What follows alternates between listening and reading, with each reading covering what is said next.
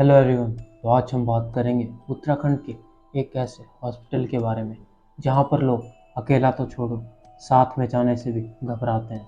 इस हॉस्पिटल को बनाया तो बहुत ही शानदार जगह पर था, लेकिन आज ये हॉस्पिटल पूरी तरह से वीरान पड़ चुका है। तो चलिए आज देखते हैं इस हॉस्पिटल की पूरी कहानी को। यह हॉस्पिटल उत्तराखंड के चंपावत जिले के माउंट अबॉट नामक कस्बे में है। लोगों की नज़रों में तो इस हॉस्पिटल में मरीजों का फ्री में इलाज होता था, लेकिन वास्तव में इस हॉस्पिटल में चल रही थी एक खुफिया रिसर्च, जिसकी वजह से कई सारे लोगों को अपनी जान गंवानी पड़ी। माउंट अबॉट को अंग्रेज़ों द्वारा बसाया गया ये कस्बा अपने खूबसूरत नज़ारों के लिए जाना जाता था।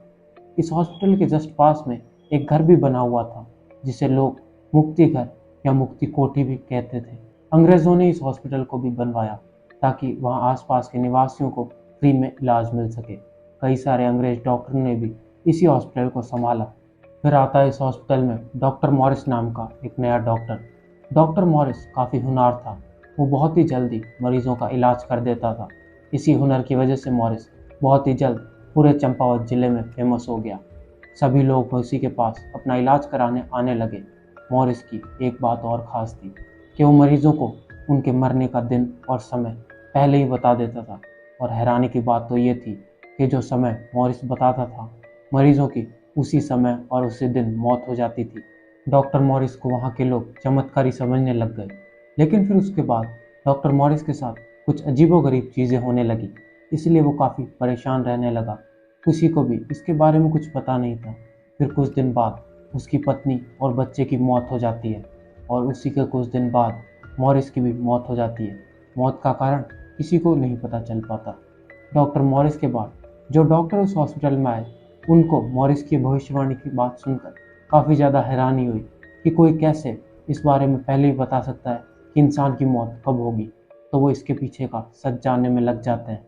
कुछ दिन जांच करने के बाद ये बात सामने आई कि डॉक्टर मॉरिस एक सनकी और बेरहम दिल का इंसान था। डॉक्टर मॉरिस दिन के 10 से 12 मरीज को ही देखा करता, और जिनकी भी बचने की कम आशंका होती, डॉक्टर मॉरिस उनको रहने के लिए मुक्ति कोठी में भेज देता। और जो इंसान एक बार इस मुक्ति कोठी में चला जाता, वो कभी वापस नहीं आ पाता। वहाँ पर असल में डॉक्टर मॉरिस उन लोगों के ऊपर एक सीक्रेट रिसर्च करता, जिसके बारे में उसके कुछ चुनिंदा लोगों को ही पता था। मॉरिस रिसर्च करके इस बात का पता लगाना चाहता था कि क्या जिंदगी और मौत के बीच में भी कोई ऐसी स्थिति है जिसमें इंसान ना तो मरा हुआ हो और ना ही जिंदा। मॉरिस लोगों के दिमाग को खोलकर देखता था कि एक जिंदा इंसान का दिमाग कैसा होता है और मरे हुए का कैसा। मॉरिस ने अपने इस काम के लिए कई सारे मासूम लोगों की जान ले ली। मॉरिस इस बात का पता इसलिए लगा पाता था कि वो लोग कब मरेंगे और कब नहीं, क्योंकि मॉरिस खुद ही उन लोगों को मारता था। मॉरिस दवाइयों और इंजेक्शन के दम पर इन लोगों को जिंदा और मरे हुए के बीच की कंडीशन में रखता था। जब डॉक्टर मॉरिस की ये बात लोगों के बीच में फैलनी शुरू हुई, तो लोगों ने उस हॉस्पिटल में जाना बंद कर दिया। और कई बातें ऐसी भी आने लगी कि अब इस हॉस्पिटल में उन मासूम लोगों की आत्माएं घूमती है, जिसके बारे में खुद वहाँ के वर्कर्स ने बताया कि उन्हें यहाँ पर अजीबोगरीब चीज़ें महसूस होती है। लोगों ने यह भी बताया कि डॉक्टर मॉरिस और उसके परिवार के मौत का कारण भी वो आत्माएं थी। वहाँ रहने वाले वर्कर्स का कहना था कि उन्हें पूरे दिन इस हॉस्पिटल के अलग अलग कोनों में से अजीब अजीब सी आवाज़ें आती रहती है। कुछ ने यह भी बताया कि इस हॉस्पिटल में पड़ा सामान अपने आप एक जगह से दूसरी जगह चला जाता है। लोगों ने यह भी बताया कि इस हॉस्पिटल के दो स्टाफ मेंबर मार्ले डेनिस और रॉबिन रेंट को इन आत्माओं ने अपने वश में कर लिया था, जिसके कुछ दिन बाद वो एक बहुत ही बुरी कंडीशन में मरे हुए पाए गए।